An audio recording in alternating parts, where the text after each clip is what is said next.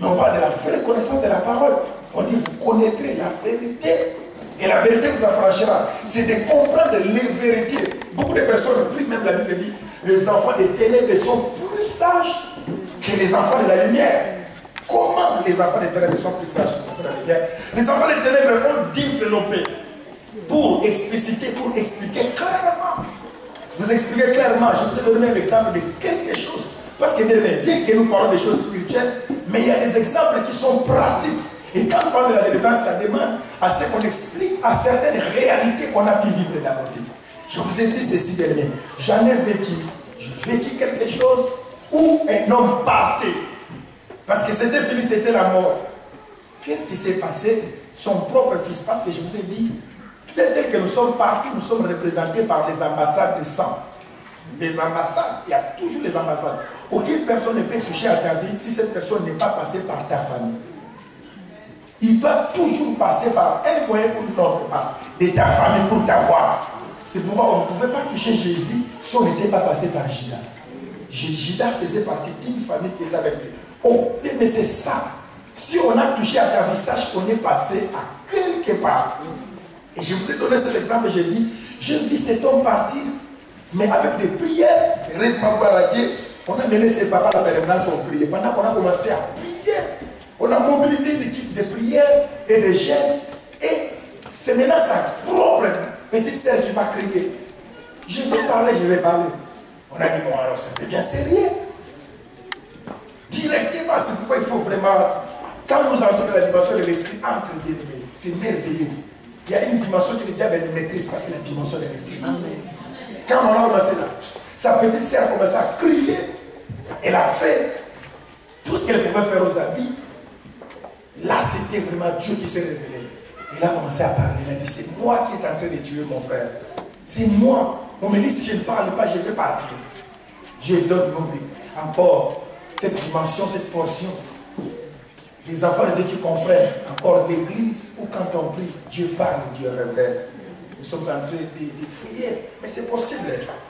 C'est possible, on priait à l'église ici, un pasteur a appelé le pasteur Maki. Il a entendu les hommes et les femmes qui priaient d'ici. Oh, c'est comme sur au pays. Vous priez comme au pays. Nous avons encore besoin de cette église parce qu'on a vécu des choses. Cette sœur va dire, je veux parler. J'ai dit, qu'est-ce qu'il y a? Il a dit, je t'ai envoyé en mission pour venir prendre mon frère. Comment tu es entré? Il a dit, j'ai dominé sur lui. J'ai tout fait pour dominer sur lui. J'ai pris la place de sa femme. C'est-à-dire, c'est sa petite sœur qui a pris la place de la femme. L'argent qu'on donnait à la femme pour préparer à la fin du mois, on a commencé à donner. La nourriture qui était bonne, c'était la nourriture de cette sœur, la petite sœur. L'homme disait clairement à sa femme, toi tu ne prépares pas bien, ma sœur prépare mieux que toi. Et c'est la sœur qui allait faire la provision à la maison qui a acheté. Elle a dit, j'ai pris la prise sur lui. Parce qu'à un certain moment, nous devons faire la part des choses. Il y a la part de la sœur, il y a la part de la femme, il y a la part du frère, il y a la part de l'homme. Donc il faut faire la part des choses. Si ça atteint un niveau élevé, là, il y a quelque chose qui ne va pas. Il y a quelque chose qui ne va pas. Comment la petite sœur peut apprendre une telle audace à entrer dans la chambre et à un niveau, elle a dit, excusez-moi, c'est moi qui nettoyais les sous-vêtements de mon frère. Ça, c'est l'amour de mon frère. Et il disait, toi, tu es une femme qui fait rien. Il entre dans la chambre de son frère, il prenait. Et comment, mais vous vous rendez compte? Vous vous rendez compte de ces choses? Hein? Je sais que vous êtes habitué, tu es bien. Je ne sais pas l'histoire de votre famille. Toi, ça ne te fait pas honte. Et tu dis ça clairement, grand frère, j'ai acheté les sous-vêtements comme tu aimes. Excusez-moi, il faut qu'on dise certaines choses claires. Il t'amène ça devant sa femme. XR.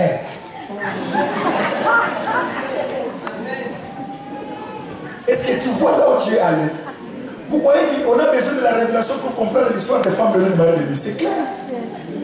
Ça c'est bon clairement. Il y a des dimensions d'intimité que tu ne peux pas atteindre, que tu as atteint. C'est moi qui est venu à la recherche de mon frère. Je dis, mais comment, qu'est-ce qui est arrivé? Comment est-ce que tu as appelé ton frère? Il a dit non, c'est son propre fils qui nous a donné. Donc il a tout fait pour donner la sorcellerie à son propre fils. Et c'est son fils qui a livré son père. Mais quand on a prié, on a invoqué la victoire de Golgotha. Cet homme est devenu normal. Il a récupéré la vie. La Bible dit, quand Rebecca a vu qu'on voulait tuer son mari, il a dit, tiens, pour moi, il est pour des sangs. C'est fort. Tu es pour moi, il est pour des sangs. C'est bien parce que vous avez la parole avec vous. Même les noms, que Dieu vous bénisse. Quelqu'un peut dire époux des sangs. Époux des sangs.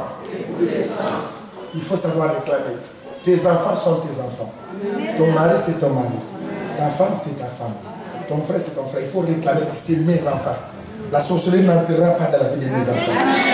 La sorcellerie n'entrera pas dans ma maison. Votre histoire, c'est l'histoire de votre famille. Ça n'entrera pas ici. Alléluia. Vous savez, on a un pasteur, sa femme, toute sa famille n'aime pas sa femme. Je suis allé vérifier pourquoi sa famille n'aime pas sa femme. Parce que c'est une femme claire. C'est une femme qui est claire. Je n'ai jamais vu une femme qui a une telle audace.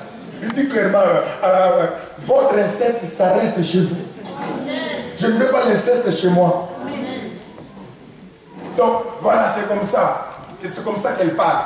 Et on est allé vérifier la famille. Donc, c'est une famille où il y a des histoires qui se passent.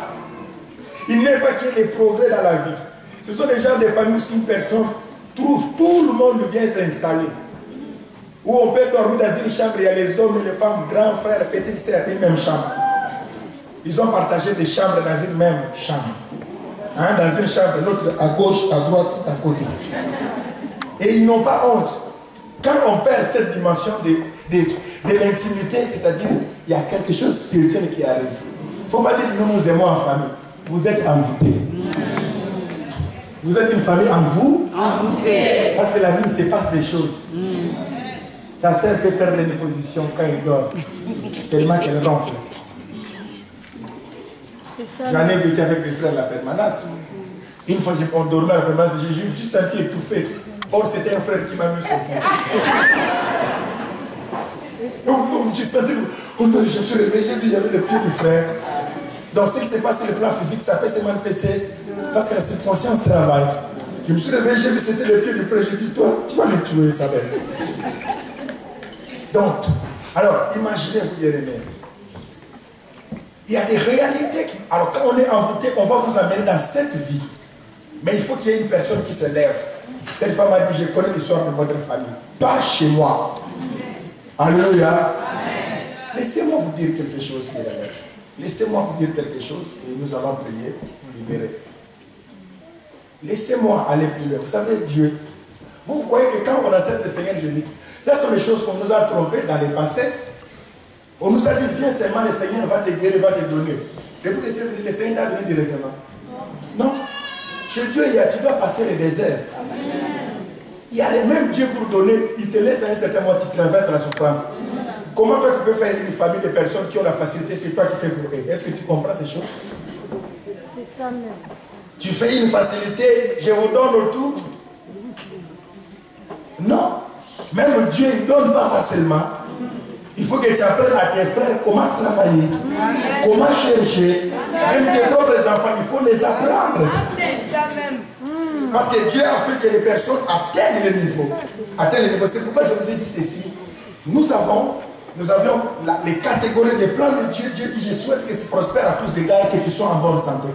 Je vous ai dit, le diable, Dieu a deux plans. Dieu a le plan du chef et de l'esclave. Si on n'est pas chef, on n'est pas esclave.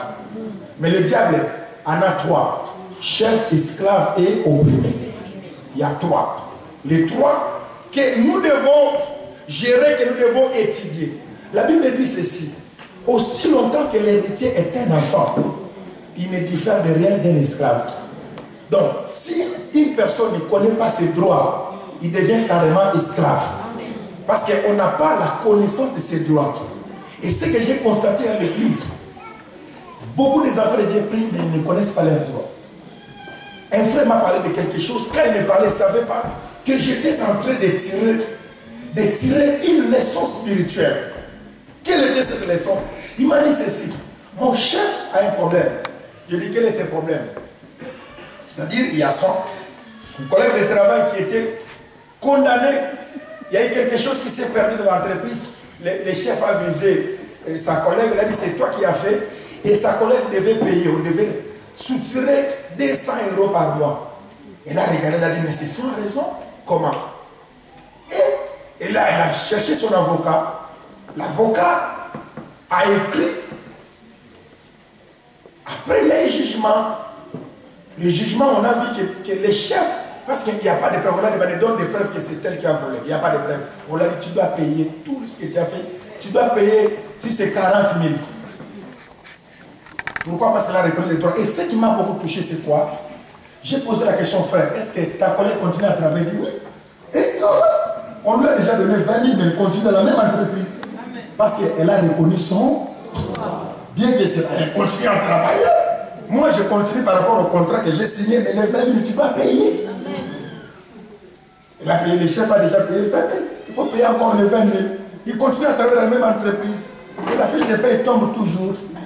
Mais il y a des enfants de Dieu qui prient, bien aimés, mais qui ne connaissent pas. Vous cherchez, vous êtes loin à faire des recherches d'autres choses, mais vous n'êtes pas fort à faire des recherches sur ce que Dieu dit sur nous. Tout ce que nous sommes en train de vivre, de souffrir, c'est parce que nous ne connaissons pas les plans de Dieu sur nous. Aussi longtemps que l'héritier est un enfant, il ne diffère de rien d'un esclave. Donc pour Dieu, bien aimé, la personne qui est esclave, c'est la personne qui ne connaît pas son droit. Et la Bible dit, celui qui se livre au péché devient esclave du péché. Alors il y a des personnes malades qui nous sommes là qui sont esclaves de la cigarette, esclaves de la bière, esclaves de l'impudicité, esclaves de quelque chose. Si tu ne fais pas la chose, tu n'es pas à l'aise jusqu'à ce que tu fasses. Donc la personne est esclave. Si je ne le fais pas, la personne est dominée par un pouvoir. Or, ce n'est pas la volonté de Dieu. La Bible dit, toi, sois bien à Dieu. Par Jésus que nous sommes sauvés. L'apôtre Paul a crié, il a dit, misérable que je suis, qui me délivrera? Il y a aussi maintenant une dimension. Il y a une autre dimension de faux chefs. Quelqu'un peut dire faux chefs. Crie encore faux chefs. Il y a des personnes qui sont des faux chefs. On l'appelle chef, mais il n'est pas chef. C'est comme un chef d'entreprise qui a une entreprise.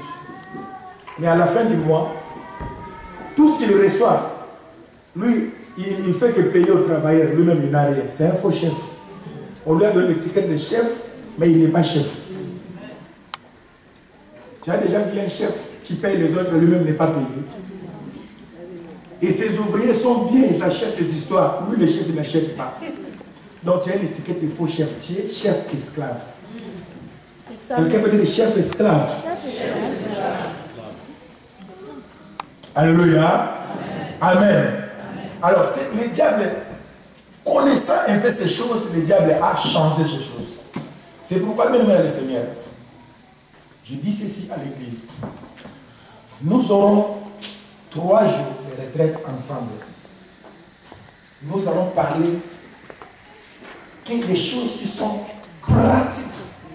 Très pratique de la vie. Il y a une autre dimension de l'esclavagisme. Certaines personnes qu'on a exposées dans leur famille. Il y a des personnes qui ont des principes dans la vie. Mais l'esclavagisme peut t'amener à un niveau loin. Je vous donne l'exemple d'une femme qui a eu des enfants, 4 ou 5 enfants avec un monsieur irresponsable. Vous comprenez, monsieur responsable? Donc c'est un monsieur qui peut partir 6 ans, 18 mois. Mais quand il va revenir, il viendra que pour te donner des enfants. Il part encore 10 ans. Et il a une vie normale là où il est. Tu apprends clairement, il te dit clairement, je suis chez une femme telle. Il est à l'aise. Et là-bas, ils ont même 5 enfants encore. C'est ça. Mais toi, tu es là dans ton esprit, tu dis, Seigneur, je m'étais dit, je n'aurai pas des enfants avec plusieurs pères.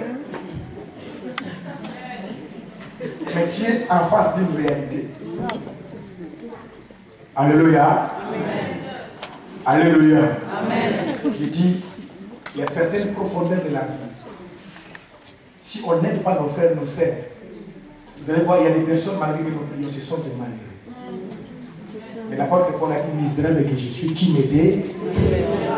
Il a senti cet état de misère, il a crié. Il a crié. Ce n'est pas quelque chose de rester calme, c'est une question de crier. Quel genre de vie? Seigneur, il ne faut pas crier auprès des hommes, mais il faut crier à Dieu. Amen. Il faut crier. Maintenant, il y a ces réalités. Il y a ces réalités.